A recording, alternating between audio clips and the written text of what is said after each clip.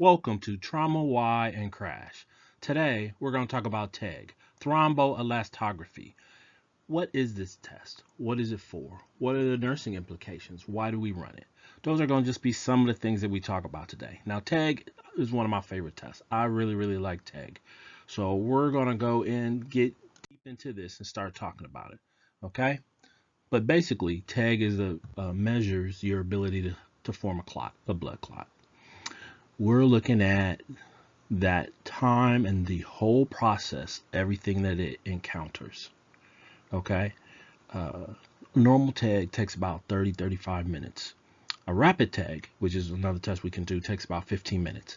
They are both of be very helpful in managing anytime you're doing massive transfusions, especially in trauma patients and some other patients that we'll talk. What makes this test so important? Hemorrhage, bleeding. So when we're talking about this, we're talking about major bleeding. When we talk about major bleeding, those are things that could be caused by uh, mainly you hear a lot about traumas. That's what you hear about it a lot with. But surgeries, invasive procedures, sometimes some underlying medical conditions like AAA ruptures, esophageal varices, and things like that. According to the World Health Organization, injuries are responsible for 5.8 million deaths per year worldwide. And bleeding out, hemorrhage is responsible for about 30 to 40% of those. So that's about 2.3, 2.4 million of those deaths.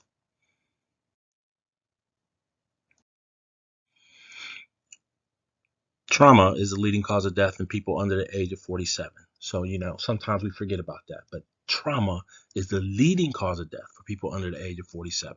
Hemorrhage accounts for 35% of those trauma injuries. And that's second only to your central nervous system injuries. And 40% of all those deaths usually happen within the first 24 hours. Coagulopathy affects about 25% of those. So this is where we have an opportunity to make a difference. Those are things that we can fight with and try to prevent. Okay. So, we talk about this. What it really comes down to is, you know, there were times back in the day, because I've been a nurse for quite a long time, we would get people gunshots, bad MVCs. They'd come in, they're bleeding out, uh, their belly's full of blood. We work on them, they code, we get them back, and some kind of way we're able to get their pulse back and get them up to the OR. And then we're like, okay, we saved them, get them up there, and then hopefully they'll get through the surgery and everything okay. One of the things we did not really look at like we should have was their coagulopathy. But we don't always have the tools that are available today to use those. Essentially, being able to use a TEG will help you get a very accurate real-time assessment about what's going on right now in their clotting process and what we can do to help fix that. But if you looked at programs all over the country, one of the things you used to see is if you're running a rapid infuser or a turbo where you're rapidly transfusing blood and the trauma docs are in their chest or working on their belly or something in the trauma room and they're trying to get the patient stable, and you ask them what kind of fluid resuscitation do they want, you will hear a lot of times they say keep going, give them this, give them that, and they're making the decisions on the fly, where now we actually have a test that will tell us exactly what we need. So that will give better care because their coagulopathy will be treated better, and it's really cost effective because we'll only give them what they need and not anything else. So, like I said, old treatment we used to throw, especially fluids. Oh my goodness, we throw all kinds of fluids at you. They give them more and more fluids. You got blood all over the floor. If you got oxygen carrying capacity on the floor, what do you need to replace it with? Oxygen carrying capacity. One of the big things that's changed that I'm so glad about is we don't give a fluid boluses like we used to. Sometimes they are appropriate, but when we need perfusion, when we need the ability to transport oxygen, we need blood products. Okay, so where did TEG come from? TEG came from. It was first developed by Dr. Helmut Hudert, or Hardert, I'm sorry, at the University of Heidelberg back in 1948. But you really didn't hear of any clinical applications of this test until during the Vietnam War when they were trying to guide transfusions, again, kind of going back to trauma, for your injured soldiers. In the 1980s, they found out TEG was very beneficial in liver transplant patients, and then they started using them for cardiac patients as well in the 90s. So what's some of the rationale? Why would we use this test as opposed to some of the other tests? What makes this TEG different? And here's some of the things that really, really stick out that are huge to me. Congenital disorders. Some people have von Willebrand's disease, hemophilia A, hemophilia B. We're not sure. We don't know these things. This helps let us know about people who have these things, especially in acute situations where we don't know what's going on and we don't have your history. Some people don't even know it themselves. Some people do. But what if they're not able to talk to you? What if you can't get a medical history so you don't know? The other thing are meds. We're always asking people when they roll in these trauma rooms, what's one of the first things you're trying to ask them? Do they take any anticoagulants? Are they on Coumadin? Xarelto, that Xarelto, people love it. You see those commercials about Xarelto and all those meds, and they work fantastic until something happens and you end up in that trauma room. Are they on Plavix or aspirin? Very important to know, especially when we have somebody who's hypovolemic, and we're fighting that, and that's our biggest battle, is fighting that hypovolemic. And then the trauma itself. If you have a major blood loss, one of the things your blood starts to do is your whole system goes, hey, we don't have a whole lot of oxygen carrying capacity, so we need to make some changes. So we're going to divvy out what we have, and only certain people are going to get it. So in other words, what I'm saying is your body starts to shunt, and certain areas of your body get blood and certain areas don't. Your skin is one of the areas that doesn't get a lot of blood. However, your liver is one of the places that gets cut off. Your kidneys, your liver, things like that, they get cut off. They're not really getting anything because we're trying to protect the lungs, heart, and the brain. Well, your liver is important because it helps produce all your coagulation factors and things like that. So it's really, really important, because as you're losing, you're not replacing that. So that's where we come in, and we have to be able to have the ability to help take care of that. So what are the common tests we look for when we talk about coagulation? Because we don't really talk about TEG. TEG's not the first test you think of when we talk about coagulation. What is it we talk about? PT, INR. You hear a lot about your INR, your PTT, platelet count. Then you'll start to hear a little bit more about fibrinogen, D-dimers. You'll see a lot of D-dimers in the ERs, especially activated clotting times. I don't see those in the areas that I've worked as much, but those are the tests that we use to really look at our clinical diagnosis of coagulopathy. And we're looking to help monitor your anticoagulation therapy and figure out what we need to give you, how we need to handle it, and things like that. Because this will give you a hint on why you might be having some of the bleeding problems that you're currently having. Okay, so when we're talking about blood tests, some of the ones that are a little bit more specific, we look at things like factor V, your protein C, protein S, anti-thrombin 3, prothrombin gene mutations, FSP, where we're doing fibrinogen split products, and we'll look at different tests like that, your fibrin test itself. These are, they're helpful, but they're not always readily available, and they're not something that you're going to always be able to do stat. Turnaround is something that's huge, and if some of these tests have long turnaround times, so you're not going to be able to use them in an acute situation. Okay, let's talk about what they don't do. We looked at some of the more common tests, but when we look at those tests, some of the things they don't do, factor VIII, they don't really look at that. That's a very important part of the whole coagulation cascade. Platelet function. I mean, we're able to look at a number of platelets, but how about the function of them? We don't have the function, and then the whole activity and the functionability of the fibrillytic system is really, really important to understand. And because if your fibrillytic system is not working, you don't have the ability to stop the clotting process or break down the clots, and that'll end up killing you. People will die from that. Are patients on NSAIDs? Are they on any antiplatelet medications? Are they taking Plavix or anything like that? Or what about ITP? If they have thrombocytopenia, that's something that's really important to know because it changes our whole approach to how we're going to take care of these patients. Okay, so now this is what a TEG looks like. Okay, you'll get numbers as well, but when we're looking at it, we look at this shape, and the shape helps let us know what's going on. So if you start looking off, first off, we have what we call an R time, and that's going to be right here.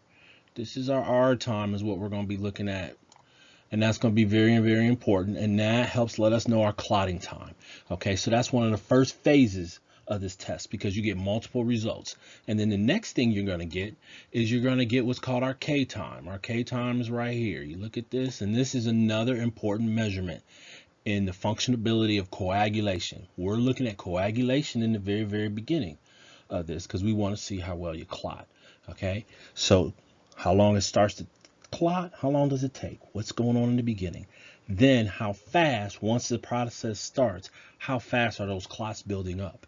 And so then we get to the high point of it, which is going to be what we call MA, maximum amplitude. And this is our maximum amplitude right here. Okay, so that's where we're going to look at how big, how strong our clot is. Okay, we have started the process, it's built up, now how strong it is. Now the other thing that goes with that is once we build up a clot, the other thing is we have to have the ability to break it down, because if you only continue to build clots, we would occlude everything off and we would die. Okay, so now you have to start, the process is called fibrillarlysis, or fibrillarlysis, I'm sorry. But now we have to be able to break it down, but the ability to break it down is very important. If you break down the clot too fast, what happens? You continue to bleed. So before you got a chance to really heal or get anything under control, it's already breaking down. If you stay way too long, people get DVTs and possibly PEs and other problems like that. So we really, really look at that breakdown. So those are all the different parts of the test that we do. Okay, so just a quick rundown again. Your R is your reaction time, how long it starts to take that process. How long does the process take to start right off the bat? Okay, K is how long it takes to start to build up strength. And we call it a 20 millimeter clot strength is what we're looking at. How long does it take? Because that's the first beginning of a good clot. So we're looking at the time for that. And the K time is independent of the R time. And I'll go over what the parameters are here shortly. Then we look at the next part is our alpha angle, which is the clot formation. The angle of that clot formation tells us a lot about how strong the clot is and do we have everything we need. And then again, maximum amplitude or maximum strength. That just tells you maximum strength. Where we at? How strong are we? What's our maximum strength? And that tells you a lot. If your maximum strength is pretty weak, it's not going to hold. If your maximum strength is strong, we got a good shot. And then, of course, like I said, you have to be able to break it down. So we look at in our fibrillarlysis, it's called LY30, and that is 30 minutes after your maximum amplitude. So after you hit max strength, 30 minutes later, what's our clot looking like? Okay, so when we talk about R time is the start of fibrin formation. To start fibrin, there is the process, the whole coagulation cascade, which like I'll have to talk about that another time because that is a really good presentation. So I am definitely going to be posting something on that soon. But your coagulation cascade is what you need to help make sure you end up with the end product of fibrin. And part of that process is you need to be able to make the fibrinogen turn into fibrin so your fibrin can start your clot. And that process normally takes between 5 and 10 minutes. So that's what we're looking at, was the normal range is between 5 and 10. And if you have presence of anti-platelet meds or anything like that, that'll help show up here. But we're looking at that time. How long does this take to start that process? And that's what we're looking for when we're talking about our R time. So now what happens when you have abnormal labs? So if we're looking at our R time, if our R time is prolonged, that means it is taking longer It's longer than the 5 to 10, so it's taking longer for that clot formation. So we're going to have more bleeding, so we need to give some FFP. Our first frozen plasma is going to help shorten that, our time up so that we can get everything stronger. So we got to get the process starting and make it more efficient. The more efficient part would have been a better thing to say, but you really want to make sure that you want to notice that as soon as possible. And that's what this tag is. One of the great things about this tag is it helps let us know that. Now, what if it's on the other end of the spectrum? You know, what if it's a very short R time? You are hypocoagulant. So that means you are throwing clots a lot faster than you need to. So we need to actually look at what we're giving you. In some cases, we might even need to give you some thrombolytics, you know, and definitely we want to be able to identify that, because if we have someone who's throwing too many clots, you know, we might need to treat that the total opposite. So that's how some of our patients who come in, they're having strokes and things like that. That's why we look at giving thrombolytics and things like that.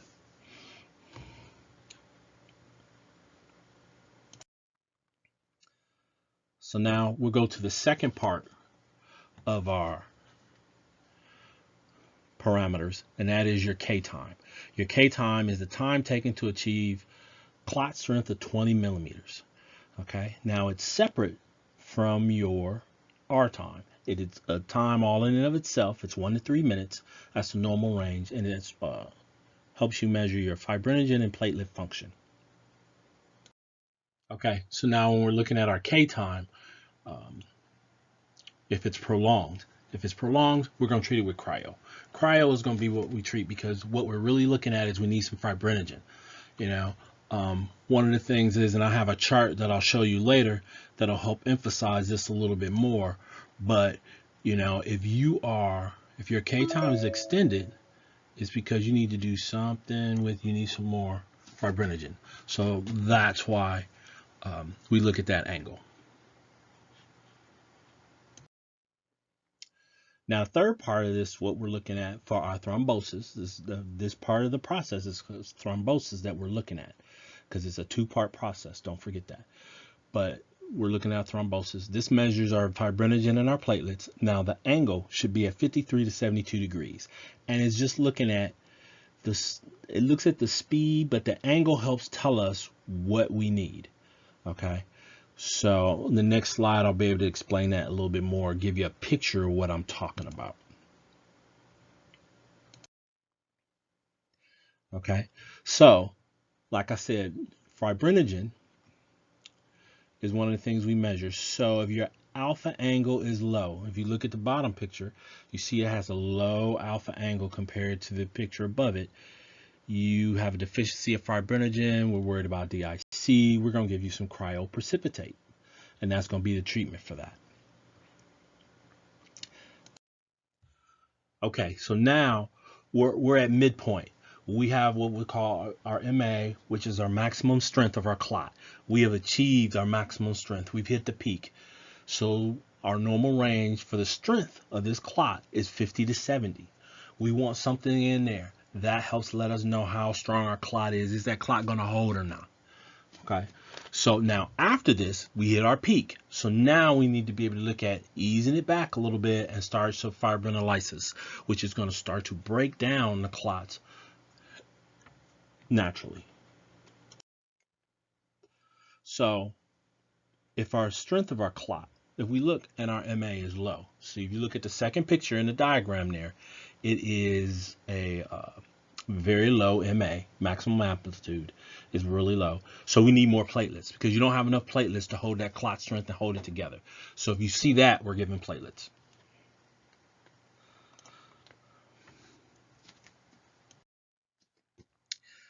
And so now, to further look at what's going on, we do a 30-minute post maximum amplitude test to look at the clot breakdown. And we're looking specifically at the clot lysis and what is the percentage of clot lysis that we've had. Normal range is between 0 and 8%. If you have higher than that, If you have 15%, well, the clot's breaking down way too fast, and you're not going to be able to get the bleeding control that you want. So what you're going to see is something like this, and that's what we call hyperfibrinolysis. So how do we treat that? We treat it with TPA. I'm sorry, not TPA, TXA, opposite things. So with the TXA, transexamic acid, is an antifibrillitic. It is going to slow down the process so that the clot lasts longer. So hyperfibrinolysis is something that we really have to watch out for because it could be deadly. If you think about it now, when we first talked about this in the beginning, I told you that it's two processes going on that the TEG looks at. One is clot formation, which is the first half, and all the parameters we looked at were clot formation. And then the second half is fibrinolysis, which is the breakdown of the clot. So if it's hyper, it is breaking it down too fast and it causes lots of problems. And that's deadly. People die because of that. So we have to be able to help identify that quick to do what we can to change that condition. Okay. Now the whole system, that's what it does. It's supposed to remove the clots. It is just removing the clots way too fast. Okay, so you'll also see there's a generation of the fibrinogen degradation products, which kind of break down. And one of the tests we'll sometimes look at when we're looking at a DIC profile is you're looking at FSP, fibrinogen split products, which basically is looking at how much broken down fibrin are you seeing in your body. And that's where you know that your clots are just being destroyed and they're breaking down way too fast. And that will inhibit any of your platelet aggregation or your ability to hold on to your clot.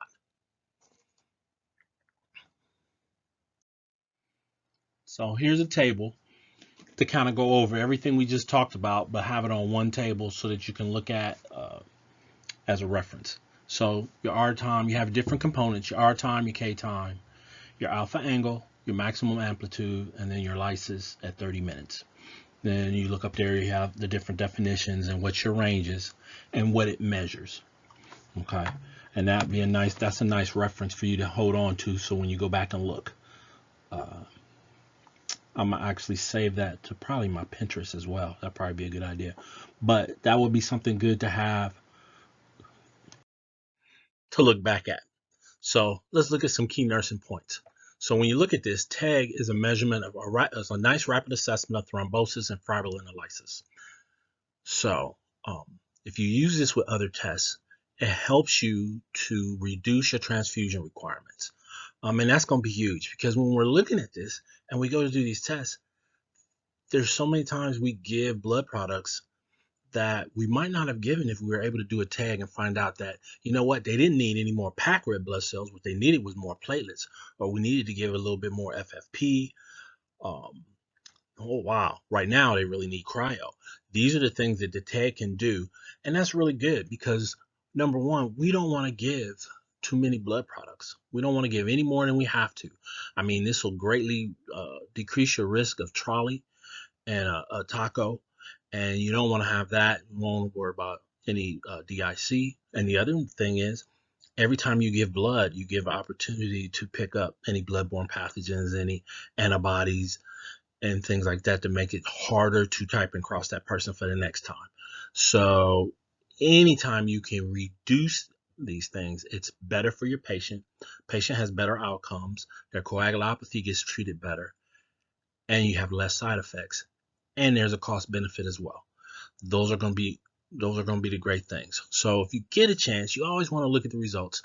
And you can look at the waveforms. They're nice to look at to try to figure out what's going on. But the biggest thing is you want to make sure you look at your numbers to help identify early identification of coagulation or coagulopathy, and so that you can help treat them. And it helps you in your assessment. So it helps let you know, helps give you an idea. If you have somebody who their R was really short, you know that as you're looking and you thought something was a little odd, really it's not. They're throwing clots. So you're seeing a cascade of different things. It really helps you guide your assessments. It's not that you will not do a certain assessment because because or not because of the test. It just helps guide you to make sure that, you know what, I knew because of this test, this patient was at very high risk for having clots. So I assessed boom, boom, boom to help make sure. Not that I wouldn't have anyway, but specifically I was checking them because of that.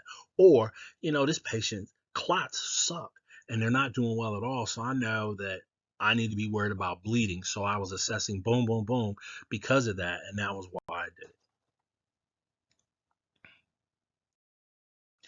All right, now here's a picture of how the wound looks and how the whole process goes. That's really what it is just how the whole process goes. So you have an area that's cut. So you have the area that's cut there. You see the arrow that's pointing to the wound. In your system, you see the red and the black dots there. That's the fibrinogen and the platelets that are rolling around in your system. Now remember, fibrinogen is soluble. Fibrin is not. So fibrin is soluble. It floats around in your system. It goes around. Platelets are hanging out. I talked about factor 10. You need factor 10. You need thrombin for your platelets to become activated. Your platelets will not do anything but keep on rolling unless they become activated. When they're activated, that's just like getting a 911 call that something's going on. They essentially, just like they put on their gear and grab that hose and go see what they need to do to go fix the problem. So they go to wherever the leak is, and they're actually grabbing on to each other and trying to link and hold. And them and the fibrin become a big mesh. And that's how you get a platelet plug.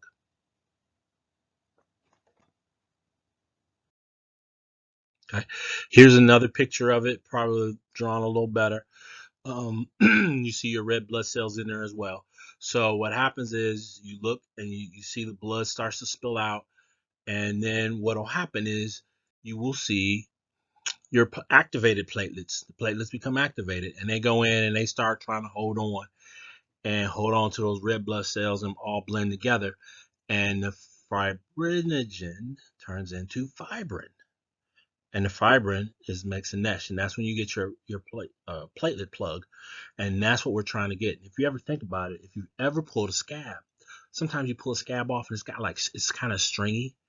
That's because of the fibrin. You have we call it cross-link, but it's a mesh, and essentially what it is a net to hold all that together, so the parts aren't breaking off and going to wreak havoc in different parts of your body.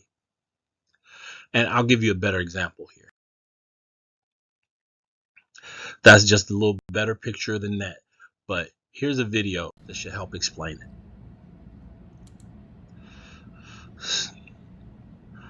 So there's your blood flow, and the little small pieces, particles are your platelets.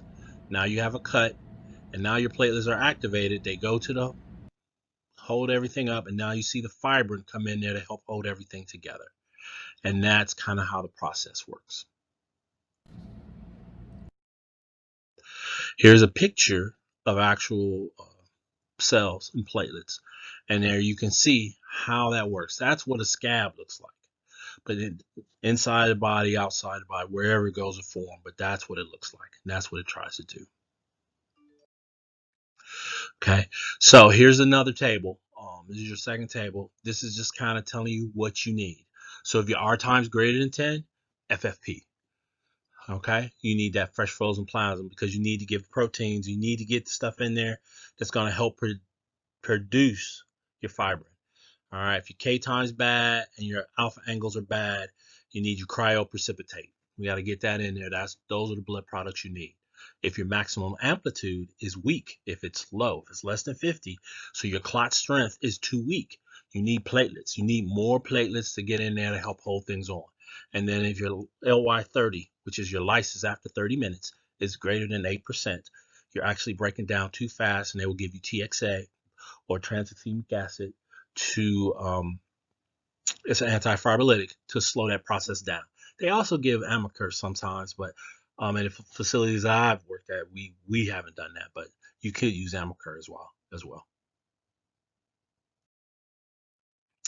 Now, something different or something that has come up that's new this year, and actually a lot of this recently just came up, is TEG and COVID.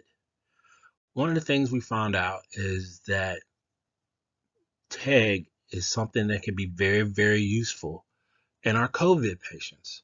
There was a study done at Baylor where they had 21 patients uh, that were in the ICU. They were all positive COVID. These are patients who are all positive COVID. And if you did those first tests, remember in the beginning of this uh, YouTube, we talked about the regular tests, PT, INR, PTT, things like that. And those were fairly normal. Okay. So then when they did a little bit more specific, they looked and they saw that the fibrinogen levels were 3 times normal range. But when you looked at the thrombin and that goes right with it, and they looked at it, they didn't feel like it really, really increased your risk. Or looking at I'm sorry, not thrombin. Why did I say that?